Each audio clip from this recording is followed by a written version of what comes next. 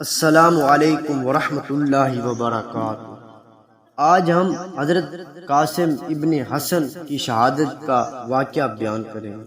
کربلا کا واقعہ اسلام کی تاریخ میں حق اور باطل کی لڑائی کی سب سے بڑی مثال ہے۔ اس واقعے میں نبی پاک صلی اللہ علیہ وسلم کے نواسے، ان کے اہل بیت اور صحاب نے اپنی جانوں کا نذرانہ دے کر دین اسلام کی حفاظت کی۔ اس قافلے میں حضرت قاسم ابن حسن بھی شامل تھے۔ حضرت قاسم حضرت امام حسن کے بیٹے اور حضرت امام حسین رضی اللہ عنہ کے بھتیجے تھے۔ آپ کی عمر اس وقت صرف 13 سال تھی، لیکن دین کے لیے جذبہ، غیرت اور بہادری کسی بڑے مجاہد سے کم نہ تھی۔ حضرت قاسم رضی اللہ عنہ کی پرورش نبی پاک صلی اللہ علیہ وسلم کے گھرانے میں۔ آپ نے بچپن سے حق، سچ، بہادری اور دین کی محبت سیکھی۔ آپ کے والد حضرت امام حسن رضی اللہ عنہ، جنہیں رسول اللہ صلی اللہ علیہ وسلم نے جنت کے نوجوانوں کے سردار کہا، نے اپنی اولاد میں بھی وہی صفات منتقل کی۔ حضرت قاسم رضی اللہ عنہ کے چہرے پر نور تھا اور وہ بچپن سے ہی دین کی محبت میں پروان چڑھے۔ ان کے دل میں شہادت کی شہید خواہش تھی اور وہ چاہتے تھے کہ اللہ کی راہ میں جان قربان کروں۔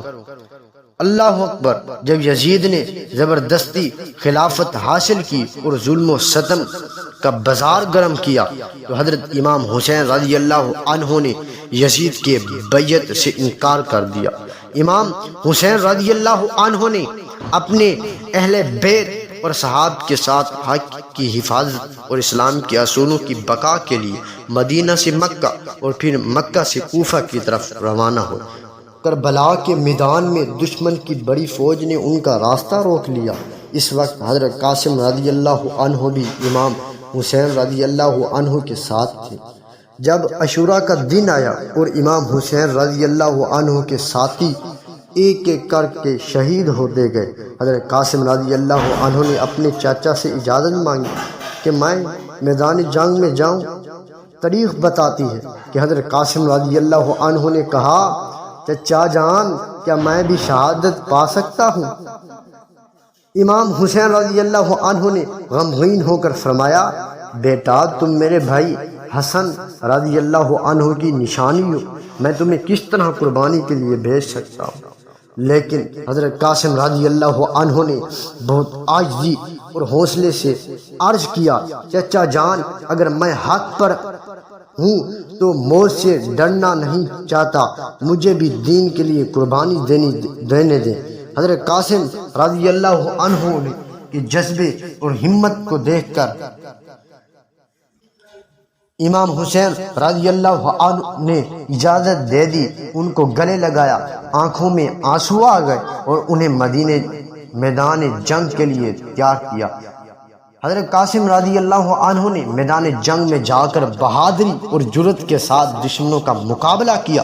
آپ کے ہاتھ میں چھوٹی سی تلوار تھی، لیکن دل شیر کی طرح تھا۔ آپ نے دشمن کی بڑی فوج کے سامنے ڈٹ کر لڑائی کی۔ تاریخ کی کتابوں میں لکھا ہے کہ حضرت قاسم رضی اللہ عنہ نے دشمن کے کئی نامور سپاہیوں کو قتل کیا۔ ان کی لڑائی دیکھ کر دشمن بھی حیران رہ گیا کہ 13 سال کا بچہ اتنی بہادری سے لڑ رہا ہے۔ اللہ اکبر کبیرہ۔ لیکن دشمن تعداد میں زیادہ تھا، چاروں طرف سے حملے ہونے لگے۔ آخرکار دشمن کی فوج کی ایک سپاہی نے آپ کے سر پر وار کیا۔ حضرت قاسم رضی اللہ عنہ زمین پر گر پڑے۔ اس حالت میں حضرت قاسم نے آخری الفاظ کہے، یا اماہ ادرکنی، یا اماہ ادرکنی، چچا جان میری مدد کو آئیں۔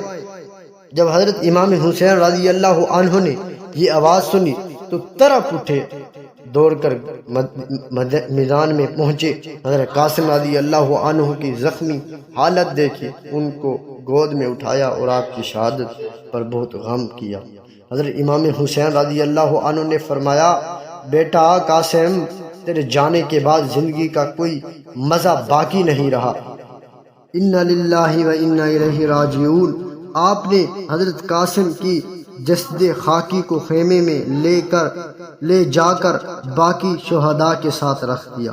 حضرت قاسم رضی اللہ عنہ کی شہادت کا سبق، حضرت قاسم رضی اللہ عنہ کی شہادت ہم سب کو یہ سبق دیتی ہے کہ دین کی حفاظت کے لیے عمر کی قید نہیں، چھوٹے بڑے سب کو اپنا کردار ادا کرنا ہے۔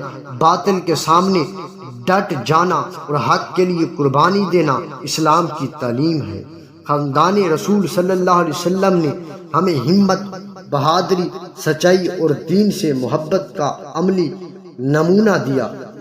کربلا کا ہر شہید ہمیں یہ سبق دے گیا کہ اگر ظلم کے خلاف آواز نہ اٹھائی جائے تو ظالم طاقتور بن جاتا ہے۔ حضرت قاسم رضی اللہ عنہ نے کم عمری میں ہمیں سکھایا کہ حق اور باطل کی لڑائی میں ہمیشہ حق کا ساتھ دینا چاہیے، چاہے اس کی قیمت اپنی جان دینی پڑے۔